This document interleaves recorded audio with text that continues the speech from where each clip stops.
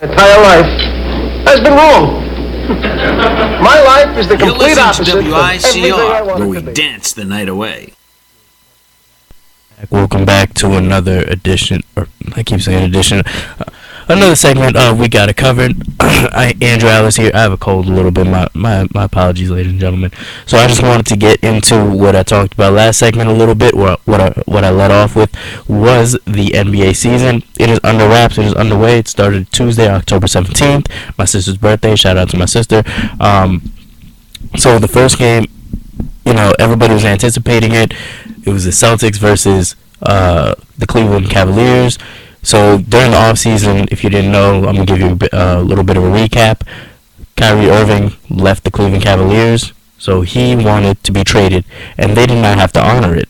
That was the thing. That was my little, not gripe with it, but I was like, they didn't have to honor the trade because he was still in his contract. He still had to be there technically. So, but they did end up trading Kyrie, and they brought in Isaiah Thomas for Kyrie Irving. So they traded with the Boston Celtics. And the first game of this season, like I mentioned before, Boston Celtics versus Cleveland Cavaliers. So that was already a matchup that people wanted to see. That was already anticipation enough as it is. Just seeing that the Cavaliers versus Cleveland, because they did play in the Eastern Conference Finals together.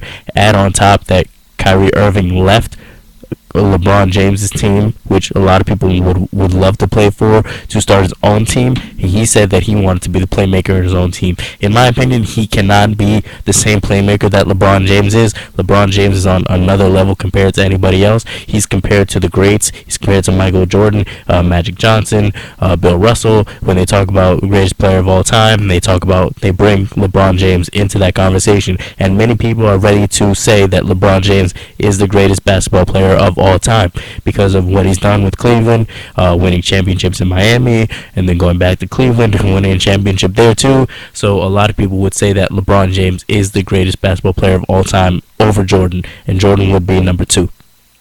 Am I ready to say that? I can't really say that personally, because I know what Jordan did, and I see what LeBron is doing right now, but I don't know everything that Jordan did, and I personally can't say, there's a generational gap between us. I was born in 96 when Jordan won, but I never saw all the championships that he won. Obviously, when I started following basketball, he was already on the Wizards, and I knew of him, and I knew what he did, and, watching documentaries and seeing him play, and people talking about the flu game, the 40-point game the 40-point game that he had when he had the flu, all the amazing stuff he did, the dunk competition, that jump, the Jumpman logo that they have now, him just branching out with Nike and creating the Jordans, and how that's one of the most popular shoes, and doing all that. I know of him, but I have not seen him either on TV or live. I haven't been to an NBA game live, which I should do, and I want to do definitely, but I have not seen Jordan live or on TV live play ever, so I'm not ready to say that he is the best, but today, LeBron James is the best basketball player, no doubt, hands down, in my opinion. So, yeah, let's get into the game itself. And it's hard to, because I want to create suspense for people who haven't seen it, but at the same time, it happened in the first 5 minutes. So I'm just saying, Gordon Hayward got injured, broke his leg within the first 5 to 6 minutes of the game. I was at Applebee's, so I was watching. There were 3 games on that night. There was the Rangers versus Penguins. There was the Yankees versus Houston Astros, which was a great game. I don't even watch baseball, but I'm loving the series. I'm a fan of playoffs too, and I feel like that's a lot of people. They might not be a fan of the sport, but they're a fan of the playoffs and the championships for that sport, because playoffs, it's just another air of excitement. And it adds to the anticipation, the intensity, in the room when both teams are they're trying to go for try to go to the next level, win the championship and all that. The regular season, it's not boring, but it's a little bit more mundane. If it's the beginning of the season, you have time to make it up, so you're maybe not struggling, or you're not working as hard as you should be to get to the next level. So, that's why a lot of people, they might not be fans of the sport in general, but they're the fans of the playoffs of that sport. So, I was watching the basketball game was on as well. So those 3 sports, hockey, baseball, basketball, were on. at the same time.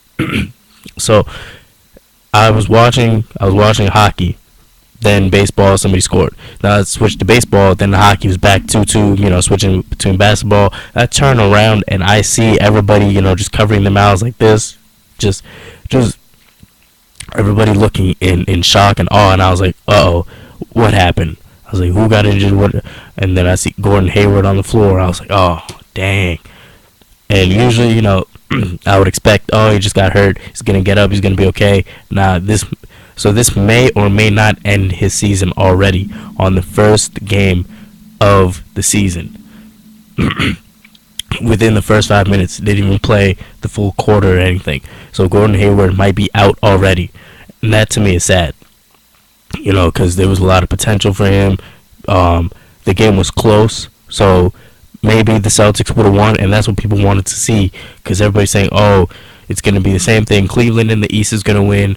You're going to have the Warriors in the West that's going to win, and that was the whole thing that people wanted to see. Now with the not super teams, but sub-super teams, I would say, with OKC, with the with the Houston Rockets, with the Spurs, who could have beat them last year if Zaza didn't, put his foot there where Kawhi Leonard fell.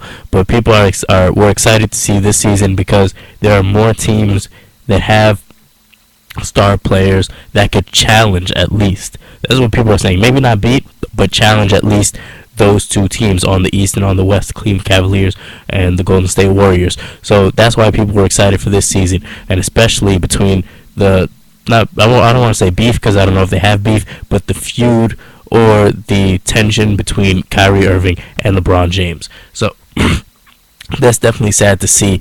But what is exciting to see is OKC playing, is the big three for OKC, rhyming over here, playing and doing well.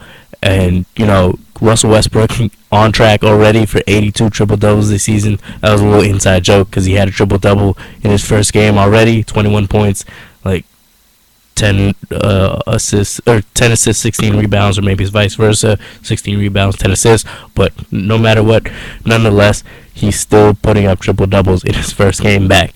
And to me, that's crazy. So we're going to take a little look at the standings already. I know it's the first game, but I'm going to take a look at the standings and see what's going on in the league. Okay, so we have, let me see. So the Houston Rockets already have 2 wins and 0 losses, and this is what I really wanted to talk about as well. So the Houston Rockets, they played against the Warriors, and they beat the Warriors 122-121, and that already is a sign that things may be changing during the season.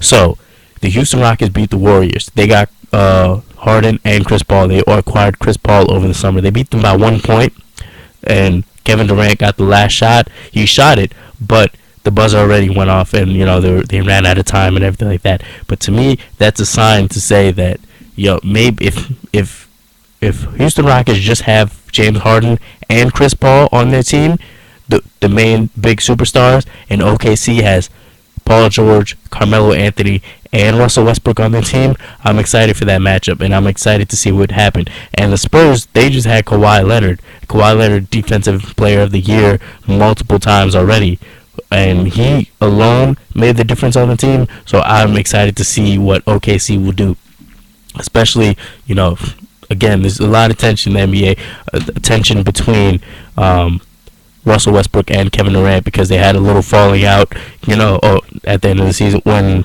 Durant left OKC to go to the Warriors. But yeah, it's definitely going to be an exciting season to see.